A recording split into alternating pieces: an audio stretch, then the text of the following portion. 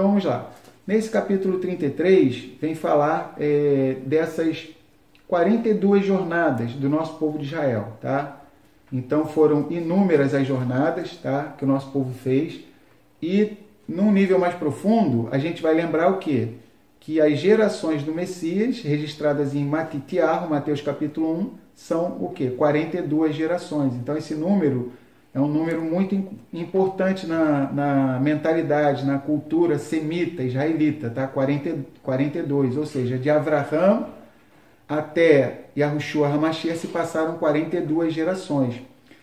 Ao dizer isso, a Brit Hadashah, a Aliança Renovada, está conectando Yahushua HaMashiach com o nosso povo de Israel no deserto. Ou seja, quem é que estava naquelas 42 paradas durante 40 anos no meio do deserto, junto com o nosso povo? Quem é que estava ali? Quem? O Mashiach, né? Então, a escritura ela toda se complementa. O nosso Mashiach, Yahushua, tá? Estava com o nosso povo de Israel no deserto, tá? Então, vamos lá. A gente vai ler mais um comentário aqui do Rumash. Olha que comentário interessante. Diz assim: viver neste mundo que oculta a presença de Elohim, enquanto lutamos constantemente para permanecer fiel à sua vontade, é um desafio considerável. As significativas viagens do povo de Israel, com todos os altos e baixos que eles enfrentaram, aludem às jornadas espirituais da vida, desde o dia em que a pessoa nasce até o dia em que ela passa para o mundo seguinte. Ao atingir a vida após a morte, a pessoa alcança uma perspectiva mais elevada das coisas, pela qual ela pode apreciar, em retrospecto, como cada obstáculo era de fato para o bem. Similarmente, nos foi prometido que com o retorno de Mashiach, nós, na realidade, agradeceremos a Elohim pelos testes e tribulações que ele colocou em nosso caminho. Olha que comentário lindo! Nós vamos agradecer o Criador, né? Enquanto a gente está aqui, a nossa visão está embaçada, né? Mas a gente vai entender que tudo era para o nosso bem. Vou ler de novo isso aqui, tá?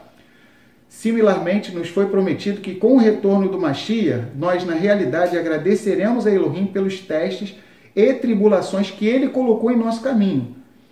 Você dirá, você e eu diremos, né, naquele dia: obrigado, Elohim, por ter se zangado comigo, tá? Olha que coisa interessante. A gente vai agradecer ao Criador, porque ele não olha agora com olhos temporais, ele olha com olhos de eternidade. O ser humano está pensando, né? Tem gente que acorda de manhã: ah, Criador, abençoa o meu dia, faz com que ao pegar a condução o ônibus esteja vazio, eu fique do lado da sombra, que não bata muito sol na minha vista, eu gosto de ir na janela, na parte da frente do ônibus, faz com que alguém me ofereça um sorvete de chocolate, faz isso, faz aquilo. Então a pessoa, todas as orações que a pessoa faz, muitas, né, é tudo no sentido visando aqui e o agora, né? Mas o Criador, ele visa toda a eternidade. Então, em Israel se diz uma coisa muito bonita, diz que, na verdade, até as coisas ruins que acontecem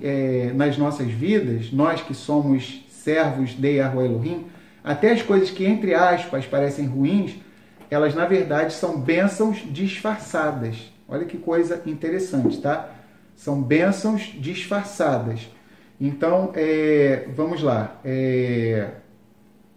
Então, a gente percebe essas coisas aqui, tá? Quando o nosso Rei Messias retornar e tudo, que nossos olhos forem abertos, então a gente vai pensar: caramba, aquilo, enquanto eu estava lá, naquela existência lá, com aquele corpo corruptível, eu queria porque queria aquilo, queria porque queria aquilo, né? E se o Criador tivesse me dado aquilo, né, eu poderia até me afastar dos caminhos dele, poderia esfriar espiritualmente.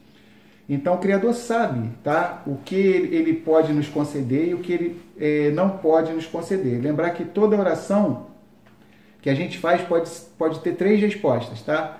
Sim, não e espera, tá? Então tem orações que a gente está fazendo agora que o Criador vai responder sim, tá? Tem umas que ele vai responder não. E tem outras que ele vai falar espera, tá? Então a gente tem que entender. Tá bom? Mas uma coisa a gente tem que saber, todas elas são respondidas. Todas são respondidas. Nenhuma oração, das nossas orações ficam sem resposta. Às vezes a resposta não é a qual a gente quer, mas Exato. todas elas têm resposta. Todas têm respostas, tá? Isso que a Mary falou é muito interessante, quer dizer, muito show. Todas são respondidas. Aí, muito legal, quer dizer, todas as orações são respondidas, tá? Então, às vezes é sim, às vezes é não, e às vezes é espera, tá? Então, a gente tem que insistir na oração. Lembrar que só o estudo de Torá não mantém a vida espiritual da pessoa, tá? Eu já contei várias vezes essa história. Um discípulo perguntou para o seu mestre lá em Israel, falou assim, mestre, o que é mais importante, o estudo da Torá ou a tefilá, que é a oração, né? Aí o mestre dele, é o estilo israelita, né? Ao invés de responder, fez uma pergunta. Qual asa de um pássaro é mais importante, a direita ou a esquerda, né? E aquele estudante da Torá compreendeu, né? Ou seja, vamos dizer que a asa direita seja o estudo da Torá e a asa esquerda a oração, tá? Então, para uma ave voar, ela precisa o quê? Das duas asas. Então, precisamos estudar a Torá e precisamos orar. Tem gente que é extremista, só estudo. Aí é só estudo de Torá e não ora. Tem outros que são o contrário. Só oram e não estudam a Torá. Então, imagina se os passarinhos aí que a gente vê, né? Por exemplo, aqui perto de casa tem um monte de passarinho, né? E é mó barato. Toda hora a gente vê passarinho aqui direto, né? O dia todo passarinho, né? E o que acontece? Imagina, ainda não vi, nunca vi aqui nessa cidade, acho que ninguém aqui viu, né? Passarinho voando com uma asa só, imagina, né? Ia ficar com aquela asa toda musculosa, fortona e a outra atrofiada, tá? Então tem que ser o quê? O pássaro, ele voa com duas asas. Então a gente tem que ter estudo de Torá e oração para a gente colocar a nossa vida diante do altar do Criador, tá? E tudo vai ser respondido, tá? Nenhuma oração ele vai deixar de responder. Vamos lá. Então, nessas 42 paradas, vai. A Bela Preto colocou, como sabemos as respostas? Como sabemos, então, olha, foi legal a pergunta da Isabela. Vamos abrir esse texto aqui. Eu amo esse texto aqui de Paulo, né, Shaul Hachalia, em Colossenses, Colossim, capítulo 3, versículo 15. E a Shalom de Elohim, para a qual também fostes chamados em um corpo, seja o árbitro, domine em vossos corações e sede agradecidos, né? A pergunta da Isabela foi qual? Como sabemos as respostas?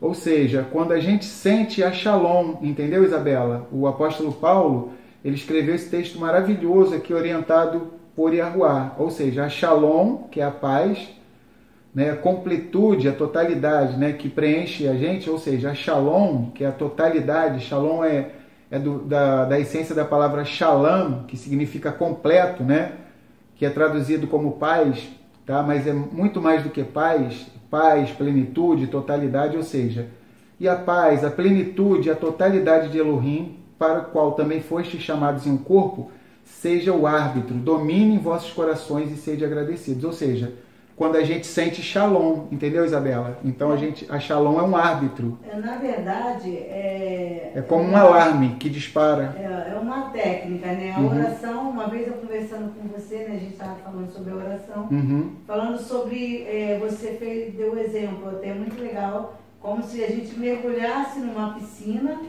né? E quando a gente está lá no fundo da piscina, a gente não ouve mais nenhuma voz e só ouve a voz do Criador, aí somos nós e Ele, né? Isso mesmo. Então eu achei muito legal esse exemplo, né, que você deu, porque às vezes a resposta ela está à nossa frente e a gente só precisa silenciar as vozes que estão em volta. Exatamente. De nós, né? Então assim, a gente precisa conseguir silenciar as outras vozes e ouvir dentro de nós a voz do Criador, que é aquela voz que a gente vai saber identificar bem, né? Exatamente. Através até mesmo dessa Shalom também, né?